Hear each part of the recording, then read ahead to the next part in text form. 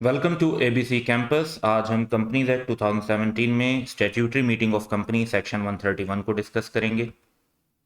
इसमें हमारे 4 पॉइंट्स होंगे। सबसे पहले हम रिक्वायरमेंट कि कौन सी कंपनीज को स्टैट्यूटरी मीटिंग कंडक्ट करनी होती है, टाइम लिमिट क्या है और उसकी नोटिस पीरियड की रिक्वायरमेंट क्या है। फिर इसमें मीटिंग के साथ जो है नोटिस के मीटिंग का जो नोटिस होता है उसके साथ एक रिपोर्ट भेजनी होती है जिसे स्टैट्यूटरी रिपोर्ट कहते हैं। तो उस रिपोर्ट के कंटेंट्स लॉ में बताए गए हैं, उन पर बात करेंगे।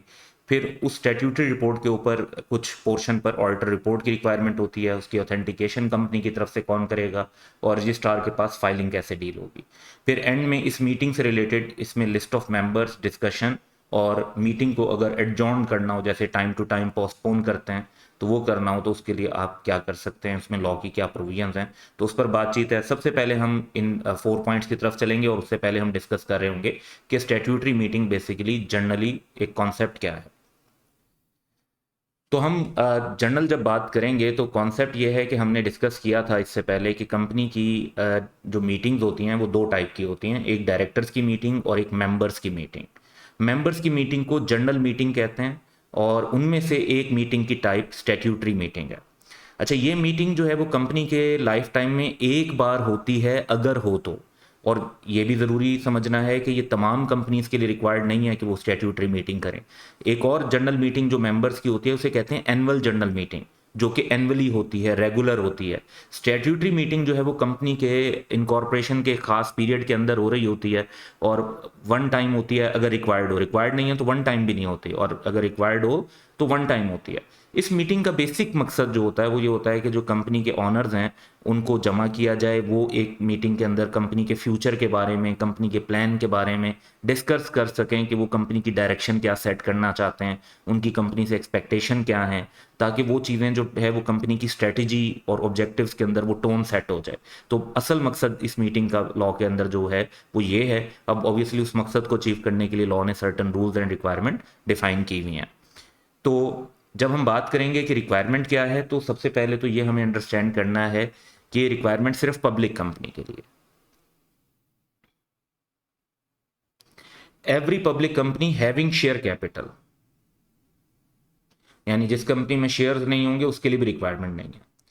Every public company having a share capital shall hold a general meeting. General meeting से क्या बात पता चल रही है कि मीटिंग मेंबर्स की होगी। General meeting of the members of company to be called the statutory meeting. अब वैसे इसका नाम स्टैट्यूटरी जनरल मीटिंग भी कहा जा सकता है, लेकिन इसको जो लॉ में टर्म यूज की गई वो है स्टैट्यूटरी मीटिंग। अब फर्दर ये है कि in case first annual general meeting, जो कंपनी की एनुअल जनरल मीटिंग होती है कंपनी की, is decided to be held earlier, यानी जो टाइम लिमिट हम सेट करेंगे स्टैट्यूटरी मीटिंग के लिए उससे पहले ही कंपनी की एजीएम हो जाती है, तो फिर आपको स्टैट्यूटरी मीटिंग की रिक्वायरमेंट आप पर अप्लाई नहीं होगी। तो पहली बात तो ये हुई कि ऐसी प्राइवेट कंपनी के ऊपर ये रिक्वायरमेंट नहीं है, ऐसी कंपनी जिसमें शेयर कैपिटल ना हो उसके ऊपर ये रिक्वायरमेंट नहीं है।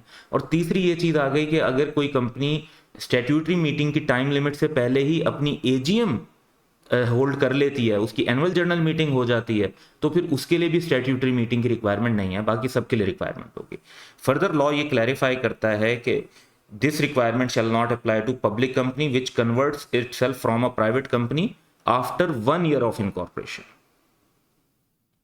अगर तो एक प्राइवेट कंपनी बनी और इनकॉर्पोरेशन के 1 साल के अंदर अंदर वो कन्वर्ट हो गई पब्लिक कंपनी में, तो उसको भी इसका मतलब है कि स्टैट्यूटरी मीटिंग की रिक्वायरमेंट पूरी करनी होगी। लेकिन अगर एक प्राइवेट कंपनी कन्वर्ट होती है आफ्टर 1 ईयर ऑफ इनकॉर्पोरेशन, तो उसका तो बिजनेस ऑलरेडी इन स्टार्ट हो चुका होगा, उसकी तो टोन जो है वो स्ट्रेटजीज की सेट हो चुकी होगी, तो फिर लॉ रिक्वायर नहीं करता कि उसको जो है पब्लिक कंपनी की जो स्टैट्यूटरी मीटिंग कंडक्ट करनी होती है वो उसको करनी पड़े। इसमें जो टाइम लिमिट है ये स्लाइटली टेक्निकल है, एट टाइम्स हमें एग्जाम क्वेश्चंस में इसको कैलकुलेट करना पड़ता है।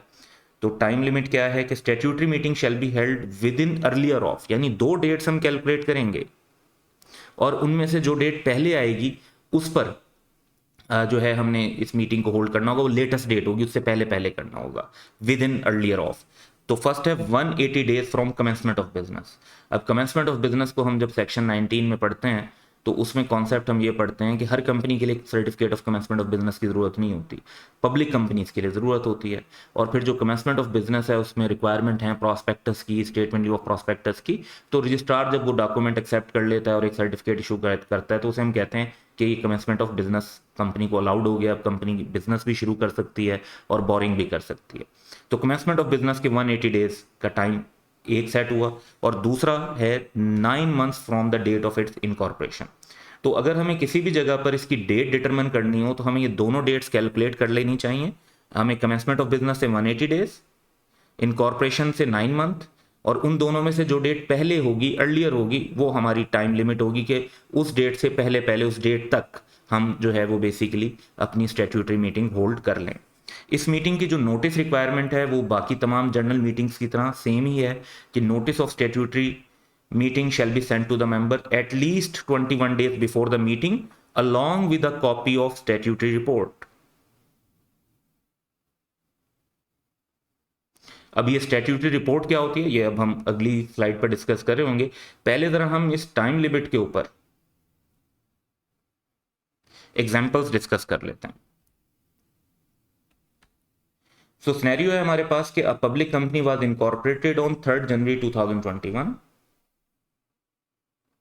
and was allowed to commence business from 25th April 2021। तो इनकॉर्पोरेशन की डेट भी दी हुई है और कमेंसमेंट ऑफ बिजनेस की डेट भी दी हुई है। तो अब हमें अगर इस बताना है कि इनकी स्टैट्यूटरी मीटिंग कब होल्ड होनी चाहिए, तो उसमें हमारा आंसर बनेगा बेसिकली 3rd अक्टूबर। अब ये 3rd अक्टूबर हमने कैसे फाइंड आउट किया? अगर आप नोटिस करें तो पहले हम कमेंसमेंट ऑफ बिजनेस से 180 डेज ले लेते हैं। तो 25 अप्रैल है, इसमें 180 डेज हम ले लेते हैं, तो हमारे पास डेट आती है 22 अक्टूबर 2020 में। फिर इनकॉर्पोरेशन की जो डेट है 3rd जनवरी, उससे 9 मंथ्स ले लेते हैं, तो वो आ जाती है 3rd अक्टूबर। इन दोनों में से अर्लियर कौन सी है? 3rd अक्टूबर की डेट अर्लियर है, और इसलिए हमारा आंसर होगा कि हमारी मीटिंग 3rd अक्टूबर या उससे पहले होनी चाहिए स्टैट्यूटरी मीटिंग। एक और एग्जांपल देखते हैं। A public company was incorporated on 7 January 2021 and was allowed to commence business from 22 फरवरी 2021। अच्छा, अब वंस अगेन हम क्या करते हैं कि हम पहले तो कमेंसमेंट की जो डेट है उससे 180 डेज ले लेते हैं।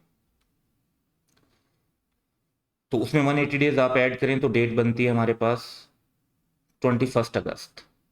अच्छा, अब हम इनकॉर्पोरेशन देखते हैं। इनकॉर्पोरेशन हुई है 7 जनवरी को। 7 जनवरी में 9 मंथ्स अगर ऐड करते हैं तो हमारे पास डेट बनती है 7 अक्टूबर।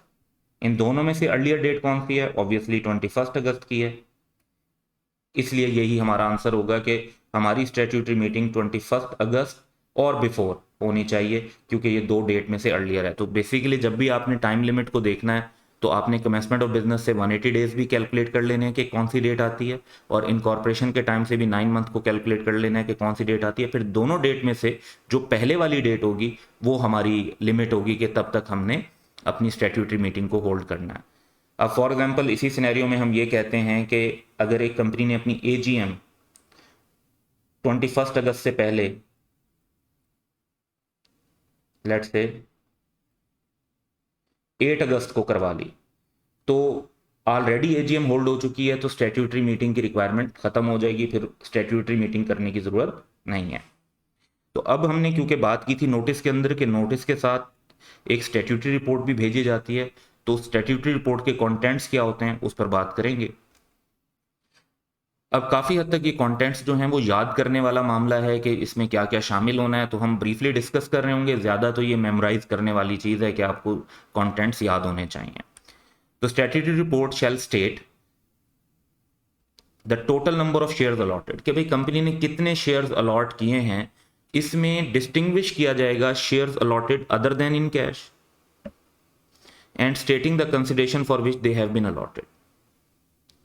भाई जारी बात है, रूटीन या नॉर्मल प्रोसेस तो ये है कि शेयर्स अलॉट होते हैं कैश के अगेंस्ट, के लोग कैश देते हैं और कंपनी उनको शेयर्स अलॉट कर देती है।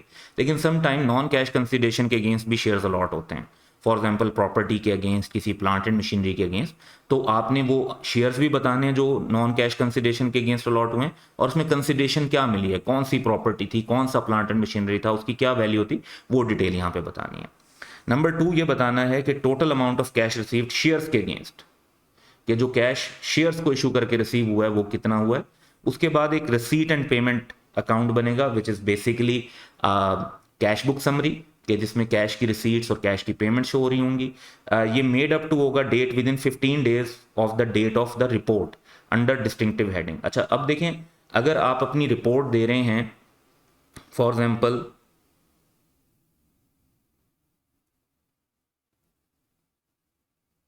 30 सितंबर को, तो उससे 15 दिन पहले तक की डेट का होना चाहिए, यानी जो रिसीट एंड पेमेंट है वो 15 सितंबर या इससे आगे की डेट तक की कवरेज कर रहा हो, यानी बहुत पुरानी रिसीट एंड पेमेंट रिपोर्ट नहीं होनी चाहिए। जिस दिन पर आप स्टैट्यूटरी रिपोर्ट दे रहे हैं तो उसमें रिसीट और पेमेंट जो है वो रिपोर्ट से 15 दिन पीछे तक की जो ट्रांजेक्शन है उसके अंदर एटलीस्ट कवर हो रही हों, उस बहुत ज़्यादा पुरानी डेट तक, यानी गैप नहीं होना चाहिए 15 दिन से ज़्यादा का।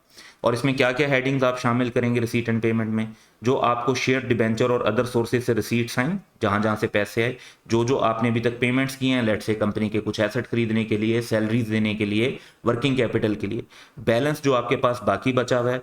और इसी रिसीट एंड पेमेंट के साथ एक डिटेल दी जाती है कि अकाउंट और एस्टिमेट। अच्छा, अकाउंट का मतलब तो ये है कि अगर आप खर्चे कर चुके हैं तो उनकी डिटेल, और अगर अभी नहीं किए तो उनका एस्टिमेट। तो अगर आप खर्चे कर चुके हैं तो अकाउंट, और अगर नहीं किए तो उनका एस्टिमेट, असेसमेंट। किस चीज के खर्चे? Preliminary expenses of the company showing separately any commission or discount paid or to be paid on issue of share और डिबेंचर। तो शेयर और डिबेंचर पर अगर कोई आपने कमीशन या डिस्काउंट पे किया तो खास तौर पर वो बताना है। अब ये प्रिलिमिनरी एक्सपेंसेस क्या होते हैं कि जब एक कंपनी इनकॉर्पोरेट हो रही होती है तो उसको शुरू में रजिस्ट्रार के पास अपने डॉक्यूमेंट्स रजिस्टर करवाने पे भी खर्चे आ रहे होते हैं, यानी कंपनी के इनकॉर्पोरेशन से रिलेटेड खर्चे, कंपनी के इनिशियल, अभी कंपनी ने ऑपरेशन शुरू नहीं किया, बिजनेस शुरू नहीं किया, अभी उसके इनकम और एक्सपेंसेस नहीं हो रहे, लेकिन उससे पहले ही उस कंपनी को सेटअप करने के अंदर कंपनी के लीगल इश्यूज को फाइनलाइज करने के लिए जो अखराजात हो रहे होते हैं उन्हें प्रिलिमिनरी एक्सपेंसेस कहते हैं। तो उनकी अकाउंट यानी डिटेल अगर हो चुके हैं और अगर अभी उनमें से कुछ होने हैं तो उनका एस्टिमेटेड अमाउंट बताई जाएगी। खास तौर पर इसमें कोई कमीशन या डिस्काउंट अगर इशू ऑफ शेयर और डिबेंचर पर दिया गया है तो उसके ऊपर बात होगी। फिर फर्दर डिटेल किस चीज की होगी कि name, address and occupation of the director, chief executive, secretary, auditor, legal adviser of the company and the changes. अगर कोई डायरेक्टर ने रिजाइन किया है, अगर कोई ऑडिटर चेंज हुए हैं, किसी सेक्रेटरी का ऑफिस वकेट हो गया for example due unfortunately due to death, तो वो चेंजेस बताने हैं आपने कि कौन कौन इनिशियली अपॉइंट हुआ था इनकॉर्पोरेशन से लेकर और अब तक उसमें क्या क्या चेंजेस आए हैं। फिर फर्दर रिक्वायरमेंट ये है कि particulars of any contract to be modified for which approval of meeting is required. अगर आप कहते हैं कि जी कुछ ऐसे कंपनी ने कॉन्ट्रैक्ट किए थे जिसके अंदर मॉडिफिकेशन करनी है और उन मॉडिफिकेशन करने के लिए शेयर होल्डर का अप्रूवल रिक्वायर्ड है। फॉर एग्जांपल ऐसे कॉन्ट्रैक्ट में अमूमन अप्रूवल रिक्वायर्ड होता है जहां पर डायरेक्टर्स का इंटरेस्ट हो या कोई इस तरह की और चीज़ हो जो आर्टिकल्स के मुताबिक अप्रूवल चाहिए होता है मेंबर से। तो वो कॉन्ट्रैक्ट की जो डिटेल्स हैं अगर मॉडिफाई करना है तो वो भी इस रिपोर्ट के अंदर पूरी डिटेल्स मेंशन की जाएंगी। फिर extent to which underwriting contracts have been carried out together with the reasons for their not having been carried out। अब इसमें हमने अंडरस्टैंड ये करना है कि अंडरराइटिंग कॉन्ट्रैक्ट्स होते क्या है। तो कंपनी जब शेयर इशू करती है तो एक रिस्क होता है। रिस्क ये होता है कि कंपनी ने अगर 100 मिलियन के शेयर ऑफर किए पब्लिक को और पब्लिक 100 मिलियन के शेयर्स नहीं लेती और कंपनी को मिनिमम सब्सक्रिप्शन के पैसे पूरे नहीं मिलते तो कंपनी को बाकी लोगों के पैसे भी वापस करने पड़ जाते हैं और एक तरीके से कंपनी का नुकसान हो जाता है कि शेयर इशू करने के प्रोसीजर में टाइम भी लगाया, पैसे भी लग गए और कंपनी के पार्ट्स जो है ना वो फंड्स जनरेट भी नहीं हो सके। ऐसे में फिर जो है ना वो अंडर राइटिंग के कॉन्ट्रैक्ट्स आते हैं जिसमें एक बैंक और इसी तरह के जो फाइनेंशियल इंस्टीट्यूशन होते हैं वो अंडर राइटिंग की सर्विस प्रोवाइड कर रहे होते हैं। अब अंडर राइटिंग की सर्विस क्या होती है कि वो कंपनी से एक कमीशन लेते हैं जिसे हम अंडर राइटिंग कमीशन कहते हैं और उस कमीशन के अगेंस्ट वो ये एग्री कर जाते हैं कि जितने शेयर्स पब्लिक नहीं लेगी उतने शेयर्स वो ले लेंगे। अच्छा, अब उनको क्या एडवांटेज हो रहा होता है? उनको एडवांटेज ये हो रहा होता है कि उन्हें कमीशन मिल रहा होता है और वो शेयर्स अगर कंपनी से ले भी रहे होते हैं तो वो बाद में मार्केट में किसी और को सेल कर सकते हैं। दूसरा जो कंपनी को फायदा हो रहा होता है कि कंपनी का रिस्क खत्म हो रहा होता है। अब ये होता है कि अगर 100 मिलियन के शेयर ऑफर किए और मिनिमम सब्सक्रिप्शन भी 100 मिलियन है, तो पब्लिक ने अगर 80 मिलियन के शेयर्स के लिए भी सब्सक्राइब किया तो पब्लिक से 80 मिलियन रुपीज आ गए, 20 मिलियन अंडर राइटर से आ गए, तो जो आपका शेयर इशू है वो सक्सेसफुल हो जाएगा। कंपनी का टाइम और जो प्रोस्पेक्टस और दूसरी चीजें इशू करने पर सारा एक्सपेंस हुआ होगा वो ज़ाया नहीं होगा। तो ये अंडर राइटिंग कॉन्ट्रैक्ट्स, तो इसकी डिटेल आपने बतानी है कि किस हद तक under writing contract carry out हुए हैं और किस हद तक कैरी आउट नहीं हुए। इसमें बाज़ अंडर राइटिंग एग्रीमेंट ऐसे भी होते हैं कि अगर अंडर राइटर को शेयर्स लेने पड़ते हैं तो कमीशन की परसेंटेज हायर होती है, और जब उन्हें शेयर्स नहीं लेने पड़ रहे होते तो तब भी वो कमीशन तो ले रहे होते हैं लेकिन वो कमीशन की परसेंटेज लोअर होती है। फिर है एनी कमीशन और ब्रोकरेज, ब्रोकरेज भी कमीशन ही है। पेड और payable for the issue of share to any director, chief executive, secretary, officer और to a private company of which is a director. क्या हम कहते हैं हमने अपने डायरेक्टर को तो कमीशन नहीं दिया, लेकिन ऐसी प्राइवेट कंपनी को दिया जिसमें वो हमारा डायरेक्टर उसमें भी डायरेक्टर है, तो इनडायरेक्टली तो हमने अपने डायरेक्टर को वो कमीशन पे किया है, ऐसी कंपनी के थ्रू पे किया है जिसमें वो डायरेक्टर या ऑनर के तौर पर इन्वॉल्व है। अब ये अगर हम टोटल देखें तो 7 पॉइंट्स हैं, और थोड़ा अब हम सेंस ले सकते हैं कि स्टैट्यूटरी रिपोर्ट का मकसद क्या होता है। अगर आप नोटिस करें तो स्टैट्यूटरी रिपोर्ट में हम अपने मेंबर्स को वो इंफॉर्मेशन देना चाह रहे हैं जो कंपनी के स्टार्ट ऑफ द बिजनेस के टाइम पर रेलिवेंट है और इसकी बेस पर फ्यूचर की स्ट्रेटेजी और डिसीजन मेकिंग की जा सकती है। लाइक मेंबर्स को आइडिया होगा कि शेयर्स जो हैं वो उस कितने अलॉट हुए हैं, फिर पता चलेगा कि शेयर्स अलॉटमेंट से कितने पैसे आए हैं, ए में ये भी पता चल रहा होगा कि नॉन कैश कंसिडरेशन में क्या मिला है। सारी रिसीट एंड पेमेंट से ये आइडिया होगा कि पैसे कितने आए, कितने खर्च हुए, कितने पड़े हैं, ताकि आगे बिजनेस के अंदर क्या होगा। कंपनी की मैनेजमेंट टीम का आइडिया डी पॉइंट से होगा कि क्या मैनेजमेंट टीम है और उसमें क्या क्या चेंजेस आए हैं। कॉन्ट्रैक्ट्स की डिटेल जो जाहिर बात है कि इंपॉर्टेंट होंगे। अंडर राइटिंग कॉन्ट्रैक्ट, इससे पता चलेगा कि जनरली पब्लिक के अंदर जो शेयर का इशू था वो किस हद तक सक्सेसफुल था। जी पॉइंट कि कंपनी खुद अपने ही डायरेक्टर्स और ऑफिसर्स को कितना कमीशन और ब्रोकरेज पे कर रही है। ये काइंड ऑफ थोड़ा कन्फ्लिक्ट ऑफ इंटरेस्ट वाली सिचुएशन आ जाती है, लेकिन कंपनी के लिए फंड जनरेट करने के लिए समटाइम ज़रूरी भी होता है।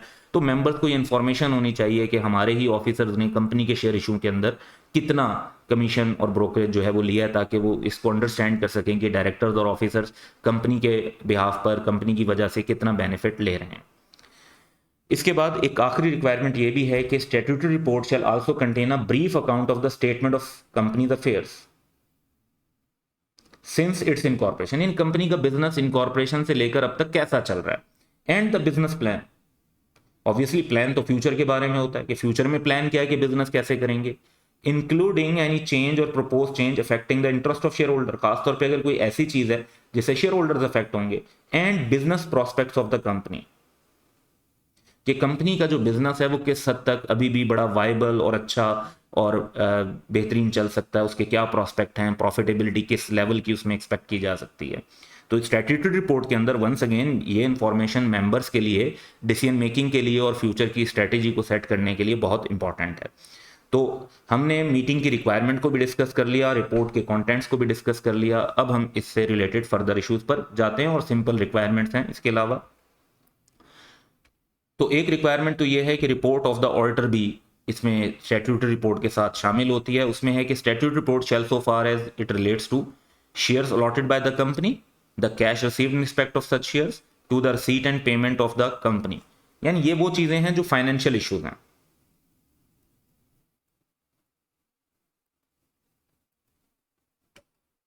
इन इश्यूज पर एक रिपोर्ट ली जाएगी ऑडिटर्स ऑफ द कंपनी की, जिसमें ऑडिटर ये बताएंगे कि क्या ये अलॉटमेंट, रिसीट और कैश रिसीट, पेमेंट्स वगैरह जो चीज़ें बताई गई हैं ये करेक्टली बताई गई हैं स्टैट्यूटरी रिपोर्ट के अंदर या नहीं बताई गई। तो ऑडिटर की रिपोर्ट ऐड होने से, और ऑडिटर पूरी स्टैट्यूटरी रिपोर्ट के ऊपर अपनी रिपोर्ट नहीं दे रहा होगा, वो सिर्फ उन एरियाज पर दे रहा होगा जिनका ताल्लुक फाइनेंशियल एंगल से रिलेट करता होगा। और वो उसकी ऑडिटर की रिपोर्ट का फ़ायदा ये होगा कि फिर जो कंपनी शो कर रही है और ऑडिटर भी कह रहा है कि हाँ ये ठीक है, तो उससे क्रेडिबिलिटी बढ़ जाएगी। फिर है सर्टिफिकेशन और ऑथेंटिकेशन ऑफ स्टैट्यूटरी रिपोर्ट। तो स्टैट्यूटरी रिपोर्ट जो है उसको कंपनी के चीफ एग्जीक्यूटिव और एटलीस्ट वन डायरेक्टर उस पर साइन करते हैं, तो उसकी ऑथेंटिकेशन और सर्टिफिकेशन हो जाती है। और अगर वो कंपनी लिस्टेड कंपनी हो तो सीएफओ के साइन भी होने होते हैं। ये तकरीबन वही रिक्वायरमेंट है कि जब कंपनी अपनी फाइनेंशियल स्टेटमेंट्स को ऑथेंटिकेट करती है तो तब भी चीफ एग्जीक्यूटिव और एटलीस्ट वन डायरेक्टर के साइन होते हैं, और लिस्टेड कंपनी की सूरत में सीएफओ के साइन भी होते हैं। तो यही रिक्वायरमेंट स्टैट्यूटरी रिपोर्ट के अंदर भी है। Filing with registrar, statutory report जिस तरह हमने डिस्कस किया कि नोटिस भेजना होता है मेंबर्स को 21 दिन पहले, और उस नोटिस के साथ ही स्टैट्यूटरी रिपोर्ट की कॉपी भी भेजनी होती है मेंबर्स को। तो डायरेक्टर्स शैल कॉज है, यानी किसकी ड्यूटी होगी? डायरेक्टर्स की। Directors shall cause a copy of statutory report along with report of auditors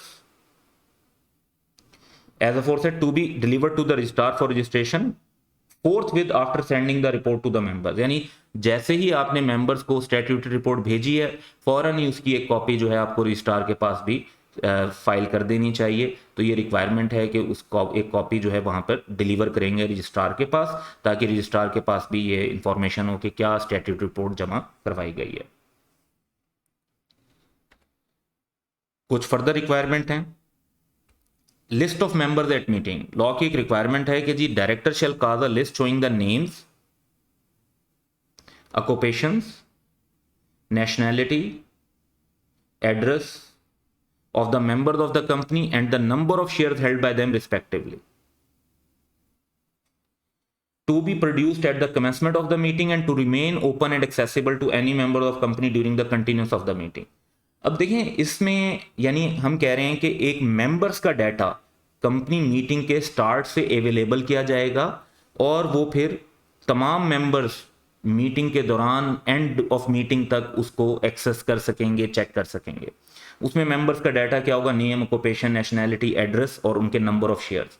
एक तो देखें इस लिस्ट को देखने से पता चलेगा कि कंपनी में ज़्यादा शेयर होल्डिंग किसकी है, क्योंकि जिसकी जितनी ज़्यादा शेयर होल्डिंग होगी उतना ज़्यादा उसका स्टेक होगा, उतनी ज़्यादा उसकी जो मीटिंग के दौरान बातचीत है उसको इंपॉर्टेंस दी जाएगी, क्योंकि उसके वोटिंग राइट्स भी उसी हिसाब से ज़्यादा होंगे। क्योंकि जिसके जितने ज़्यादा नंबर ऑफ शेयर्स हैं उतने ज़्यादा उसके वोटिंग राइट्स होंगे, उतनी ही ज़्यादा उसके जाहिर बात है कंपनी के अंदर स्टेक होगा और इन्वॉल्वमेंट होगी। इस प्रोसेस के दौरान इसके थ्रू कई मेंबर्स ये फैसला भी करते हैं कि कौन से और ऐसे मेंबर्स हैं जिनके साथ वो डिस्कशन करें, जिनके साथ वो मिलकर कंपनी में अपनी मर्जी के डायरेक्टर अपॉइंट करने के लिए कोई कोशिश करें, या कंपनी की जो पॉलिसी मेकिंग है उसमें जो लाइक माइंडेड लोग हैं उनको किस हिसाब से एग्री करें।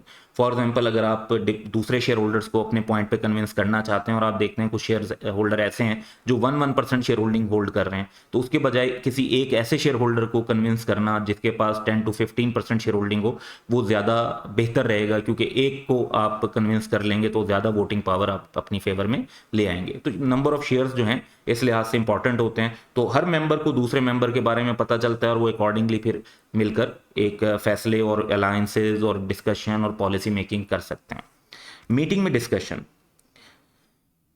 लॉ ये कहता है कि member of company present at the meeting shall be at liberty, freedom to discuss any matter relating to the formation of company, के कंपनी की फॉर्मेशन से में जो मसले थे, इश्यूज थे, जो चीजें हुई वो, और arising out of the statutory report, जो भी चीजें जो स्टैट्यूटरी रिपोर्ट के अंदर जितने कंटेंट है उनसे रिलेटेड मामला पे, whether previous notice has been given or not.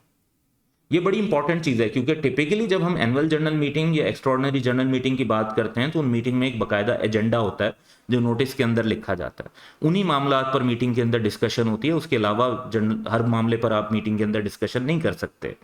तो एजेंडा होता है, उस एजेंडे के मुताबिक बातचीत और डिस्कशन होनी चाहिए। लेकिन स्टैट्यूटरी मीटिंग क्योंकि कंपनी की फर्स्ट टाइम मीटिंग हो रही होती है और कंपनी का भी स्टार्ट होता है, तो ऐसे में उन्होंने लॉ ने एक फ्रीडम दी है कि मेंबर जिस मर्जी मामले पर चाहे डिस्कशंस कर सकते हैं।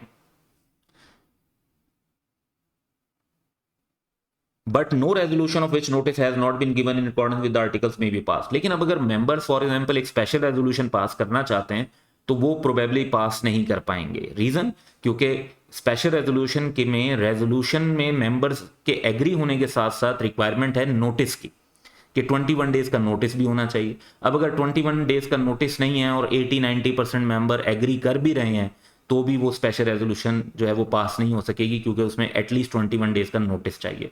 तो डिस्कशन तो वो किसी भी मामले पर कर सकते हैं, लेकिन रेजोल्यूशन हर मामले पर पास नहीं कर सकते। कुछ ऐसे मामला होते हैं जिन पर रेजोल्यूशन पास करने के लिए नोटिस की रिक्वायरमेंट नहीं होती, तो जैसे ऑर्डिनरी बिजनेसेस वगैरह होते हैं, तो उसमें अगर आप ऑर्डिनरी रेजोल्यूशन पास करते हैं तो वो हो जाएगी। लेकिन स्पेशल रेजोल्यूशन में तो रिक्वायरमेंट है कि स्पेशल रेजोल्यूशन तभी पास होगी अगर 21 डेज का नोटिस होगा, तो वो नोटिस के बगैर आप उस रेजोल्यूशन को पास नहीं कर सकेंगे।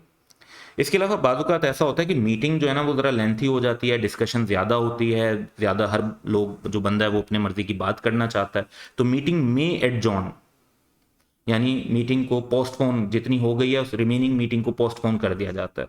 फ्रॉम टाइम टू टाइम कर सकते हैं। And at any adjourn meeting any resolution of which notice has been given in accordance with the articles either before or after the original meeting. बाज़ वक़्त ये होता है कि मेंबर्स चाहते हैं कि एक रेजोल्यूशन पास हो, तो ओरिजिनल मीटिंग वाले दिन वो कहते हैं कि जी ठीक है आज हम नोटिस दे देते हैं, सबको नोटिस उसी दिन भिजवा दिया जाता है और 21-22 दिन के बाद वो एडजॉर्न मीटिंग कर लेते हैं, तो फिर नोटिस पूरा हो जाता है, तो फिर रेजोल्यूशन पास हो सकती है। May be passed at an adjourn meeting shall have the same power as an original meeting. तो अगर एक ओरिजिनल मीटिंग को एडजॉर्न किया जाता है तो जो फैसले जिस तरह से ओरिजिनल मीटिंग में कोई रेजोल्यूशन पास होती है, जैसी पावर उस रेजोल्यूशन की होती है वैसी ही पावर उस रेजोल्यूशन की होती है जो किसी एडजॉर्न मीटिंग में पास होती है। तो एडजॉर्न मीटिंग और ओरिजिनल मीटिंग में कोई फर्क नहीं होता, सिर्फ इतना डिफरेंस होता है कि ओरिजिनल मीटिंग ही को ही थोड़ा डिले करके जो बाकी पोर्शन उसका कंडक्ट किया गया होता है उसे एडजॉर्न मीटिंग कहते हैं। तो बोथ आर वैलिड मीटिंग्स, अगर बाकी रिक्वायरमेंट पूरी हो रही हैं जैसे कोरम एटसेट्रा, तो दोनों ही वैलिड होंगी और दोनों की सेम पावर होंगी। तो ये हमारी statutory meeting of a company के ऊपर वीडियो थी, and that's all for today. Have a good day.